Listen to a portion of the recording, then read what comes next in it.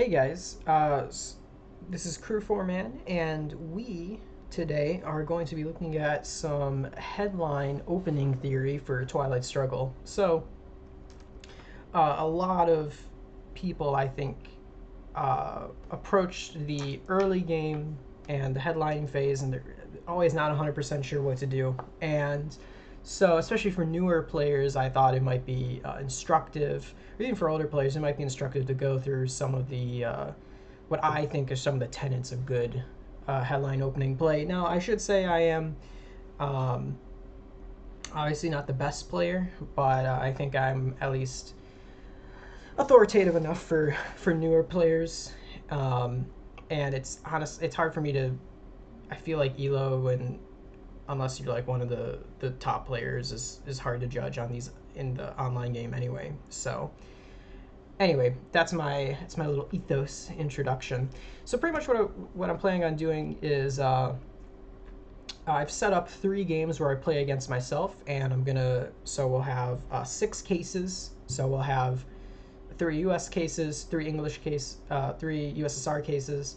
Of course, we're playing with optional cards, and we're going to do a default bid of +1 for the U.S. I do think +2 is a little too much, and you should definitely you should really try to avoid, I think, playing with +2. But of course, your bidding might turn out however. But I think this is good. So without too much further ado, let's just get into it. So I'm going to be trying to strike a balance between theory and Zimwit's theories. So this is the idea that it's true, we definitely want VPs early. We want to get as many VPs as quickly as possible, but we also want to be thinking about how do we improve our board control, especially in this early game. So first, let me sketch out what I think the goals of both players are in the early game. So oftentimes it's just described as the US player's goal is just to survive. That is not, I think, a good way of thinking about it. I don't even think it's good I think the US player can easily still lose. In fact, I won a game the other day where the US player was up 10 points in the early war, and I won on turn 5. So the goal is to establish map control going into the mid game. The USSR is going to have a really hard time actually winning in the early game. They have a very easy time winning on turns 4 and 5, depending on the setup. So that's what you got to be thinking about. At the same time, obviously having a VP buffer for the US is fantastic, and obviously having a VP pressure for the USSR is great as well. All right, so now I set up each game pretty much the same for the USSR. For this game, I did make one adjustment. Instead of playing 4-4 Italy, I did do a more conventional, put the extra point in Iran. I do think 4-4 is generally the better setup, but there's a couple of reasons why I think we can do 4-3 here. The most important is we have socialist governments, so there's no reason to worry about just a 1 Italy. Secondly, we can play Middle East scoring pretty much right off the bat. Obviously, it would be perfectly safe if we had Nasser in our hand, but let's go through and see. So first of all, of course, we actually have. So I'm not going to be thinking too much about the whole hand, just for headline purposes. That's all I want to go over in this first video. But let's just go through our real options. So we have defectors, Middle East scoring, and Formosian resolution. So we're not going to play Formosian resolution. And let me tell you why. It's just too. It's better. Obviously, it's better if the USSR plays it. We have stronger options. We have defectors and Middle East scoring. And then we also have. Yeah, so I mean, why not just play one of those? So why not? So we really could just play defectors, but as you guys are probably aware, or if you're not, the USSR has a lot of structural advantages in the Middle East, and it makes a lot of sense for them to play for the Middle East. Um, Even in the absence of anything that we do, it wouldn't be surprising if the USSR eventually couped Iran. In fact, it would be highly recommended that they coup Iran. We did fortify it a little bit, but especially because they don't have socialist governments to wear down Italy, I would say especially middle tier players would definitely go for Iran. Iran is the classic right coup spot, because it gives the USSR control over this gateway into Asia, and it gives helps knock out the U.S. from the Middle East. Now, I will say, I do fall into the camp where I think the Iran coup is a little overrated. Here's why. So first of all, playing into Asia is very expensive oftentimes, and the U.S. can often play into Southeast Asia and deny scoring through the super cheap Southeast Asian countries, also setting up for Southeast Asia scoring later. Again, we're thinking about that map control in the mid game. Also, Iran is just terrible for access anyway. You have to go through Iraq and the Gulf states and Saudi Arabia, and then you get to Jordan. But already, Israel is already connected. Israel is just in a way better spot because you get access to Lebanon, Jordan, Syria, and Egypt right off the bat. So Iran actually kind of sucks anyway, I think. But anyway, Iran is important, so let's not be too mean to Persia. So of course, I really think this is up to your personal preference. I would say Middle East scoring is a little stronger here because 4 VPs off the bat and without any chance at counterplay is just really strong. Again, only thing that the USSR could do is play Nasser. And looking at our hands, that's possible. We do have a lot of events that they could play, right? Especially socialist government, Suez Crisis. And I think that's another good advantage too, right? So if we play Middle East scoring, we can pretty much play Suez Crisis and possibly lose Israel without worrying too much about it. So I am tempted. Of course, Defectors is good, but you have to be thinking about, okay, well, what could they possibly play? Well, if they play, what are the other possible headlines? So they could play Vietnam Revolts, giving them Vietnam. You could just coup Vietnam, though, and get into a coup war. That's actually probably better for you because you've already settled these ops here. Trying to think what else. We have socialist governments. Yeah, I don't know. It strikes me that it's not a terrible idea. Now, of course, you can just play Defectors. Now, the USSR should always be thinking, and we'll talk about this when we get to USSR phase, should always be thinking about a possibility of Defectors. Always, always, always. And because of that, you should never, unless you know where Defectors is, you should never play in the USSR phase a card that must be played for the event. You should play things that you're okay with getting defectored. That's why Vietnam Revolts is such a good headline, according to theory in particular. But anyway, I'm going to go with Middle East scoring for this example, going with the tradition that more VPs faster is better. And you guys will apologize. I try to do the setup as much as possible, but there will be some animation. Now, for the Soviet hand, we have a couple of really good headlines, I think, right away. So first of all, we have Red Scare Purge. Is there ever a time you shouldn't play Red Scare Purge? Yes, if you didn't have another 4 card for your coup. It might be worth not playing Red Scare Purge. So of course, Red Scare Purge lowers the op value of all your opponent's cards, which can be extraordinarily painful in the early war, if not just downright crippling, especially on the US player who already has a deficit of ops most of the time. We can especially tell that we're actually pretty good with ops. But of course, the difficulty is, what if Red Scare Purge gets defectored? Then we just straight up lose 4 ops, so they get a net gain of 2 ops. Vietnam Revolts, very powerful. And then we have Nasser. So I like Nasser. Nasser you can play in 2 ways, I think. First way you can play is as a trap card. As soon as the US moves into Egypt, you hit him with Nasser. But a good U.S. player is either going to accept that risk or just avoid it entirely. So, and why accept the risk? Well, if you don't know where Nasser is, that doesn't mean that they necessarily have it, and you want to get to Libya. So, it depends. Because the U.S. player did play into Iran, though, you would want to be cautious about this. Now, of course, I know that this is Middle East scoring, so the best play I think here would be Nasser. Followed up with a coup, then maybe Red Scare Purge, or even save Red Scare Purge.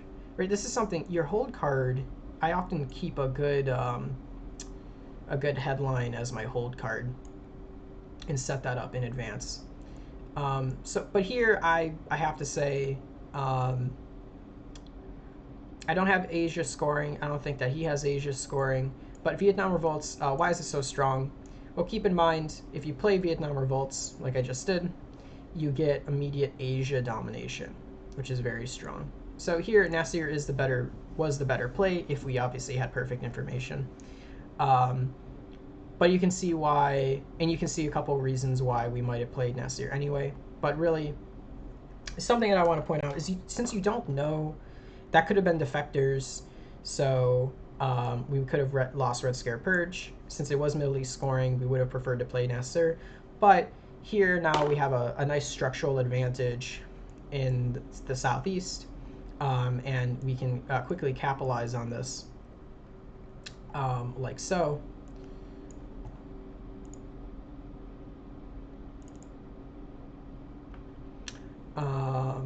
In fact, we could just like really make sure we don't lose Thailand. Obviously, I'm not playing this game very seriously, so whatever.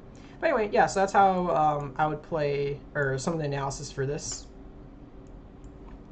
headline phase. Let's move on to the next game. So I think that's this one. I don't know if they're out of order or anything. All right. So here, it's hard not to say Marshall Plan. I obviously didn't set this up to where for a normal Marshall Plan play, where let me explain that. So had I actually looked at this set of cards, the Marshall Plan is a little stronger if you put a point into one of the Mediterranean countries. You don't have to overprotect Italy so strongly because the Marshall Plan will cover your back. That said, you're going to get a super strong Italy, and you pretty much are guaranteed control of Europe. Our other options were captured Nazi scientist, which we can just play during the round.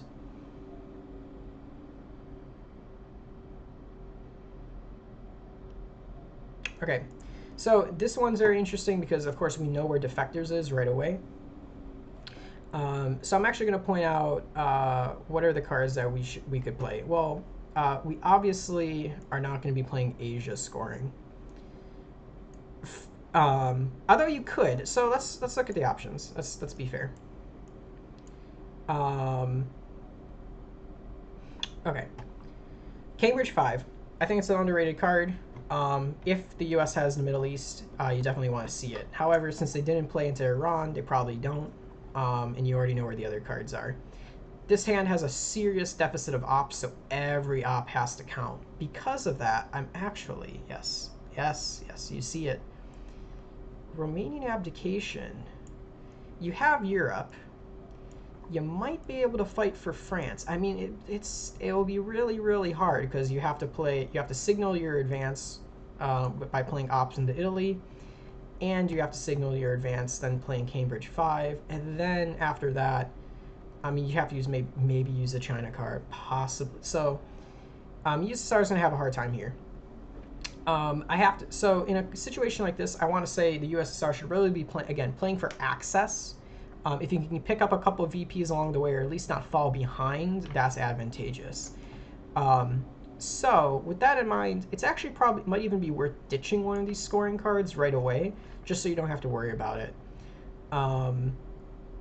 Another option, of course, is to try and be sneaky and use blockade at the end of the round. So Romanian abdication gives you balance. Then maybe if you took France, but I mean, it'll be hard. There's just not a lot of ops to actually contest anything. There are enough ops though to get access, and you don't have a good coup card. So with all this being said, I would actually say I would consider ditching a card. Either I think are good for ditching. Why? So obviously Europe is usually U.S.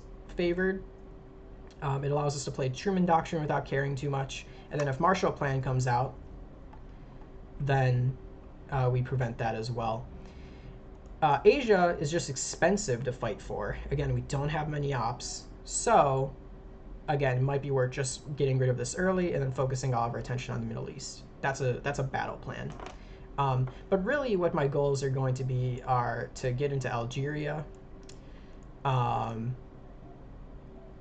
try and dominate Southeast Asia, and really we're trying to play for the mid game. Like I can't do much here, but I can prepare the ground later. So anyway, let's just go ahead and say, definitely you don't want to play Blockade. Blockade is an end of round trap card.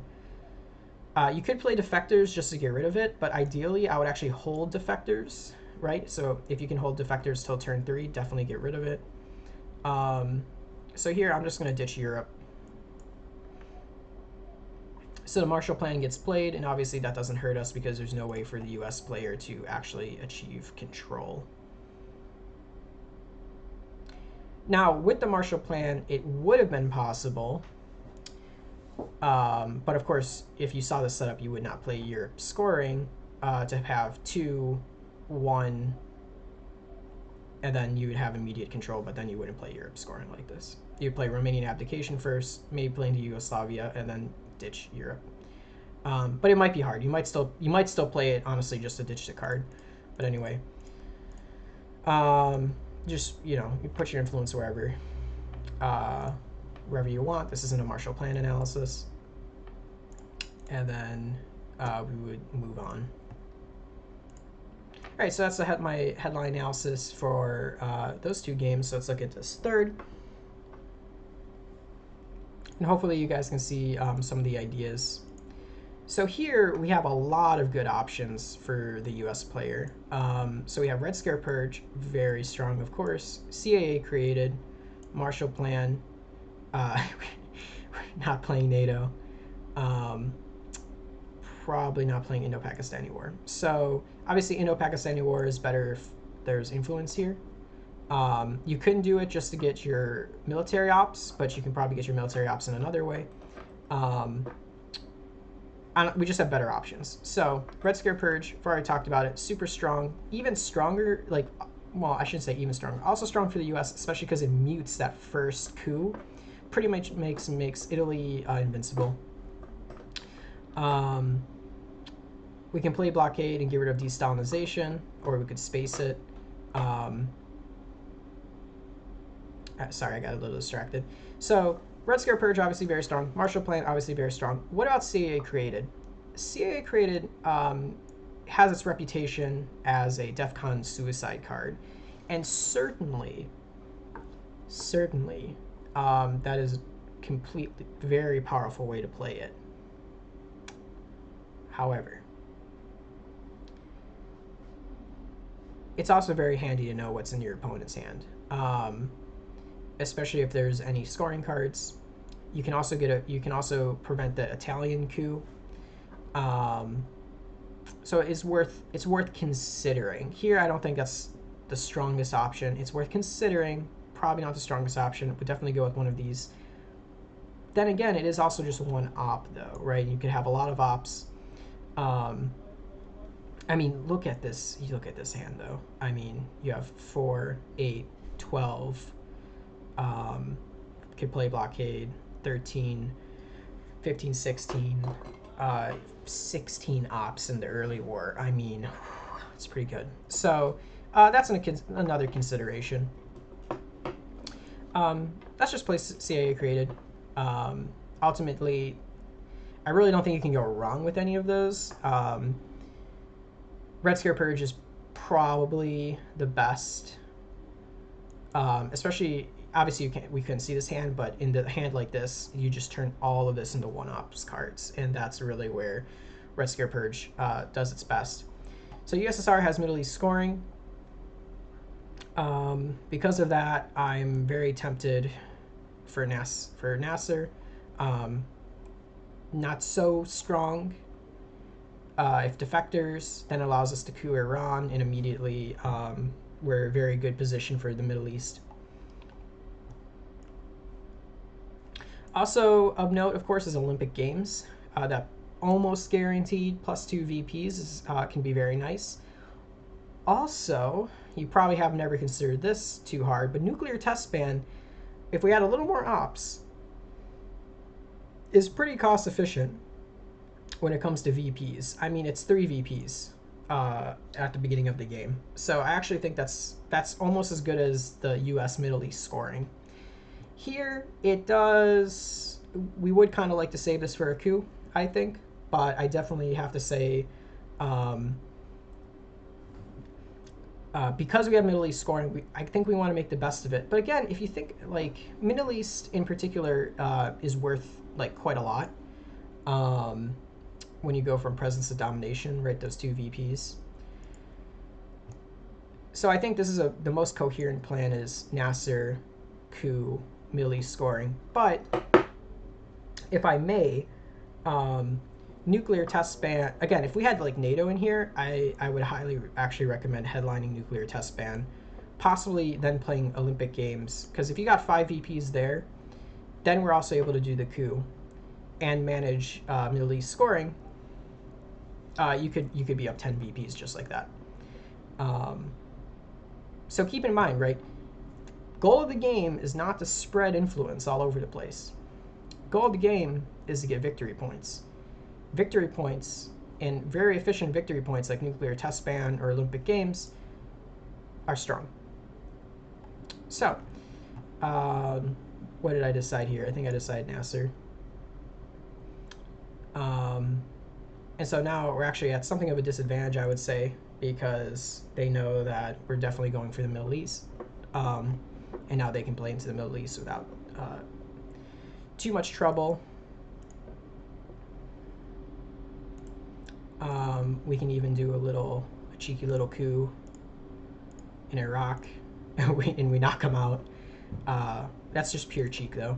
I don't think that's like super effective, but you know, not every you don't always have to play to win in the most efficient way. Sometimes you can play to win in the funniest way. But this, of course, that of course you would want to put the influence point into Iran to prevent just this. So just to play this out slightly, so Middle East has already been scored. Nothing we can really do about that. But now is maybe a good time to invest in Pakistan. We don't really care if we lose it because we do have Indo-Pakistani war. And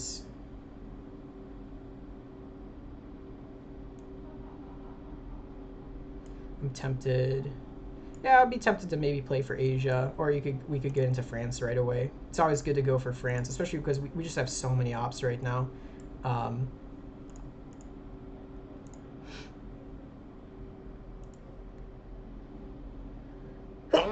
Again, I don't want you guys to take this gameplay very seriously. This is just me kind of experimenting a little bit. I hate coups. I really do. All right, so that's pretty much my my little headline analysis for the early game. At the beginning, your first headline phase, what am I looking for? What are some considerations I have? And so yeah, if you like this video, make sure you like and subscribe. Leave a comment below on your favorite opening strategies and how I don't know how to play Twilight Struggle, and how I'm either a capitalist or a communist, as you prefer. Just pretty much anything so the algorithm likes this video. And of course, stay tuned for more content. And this is Crew 4Man signing off.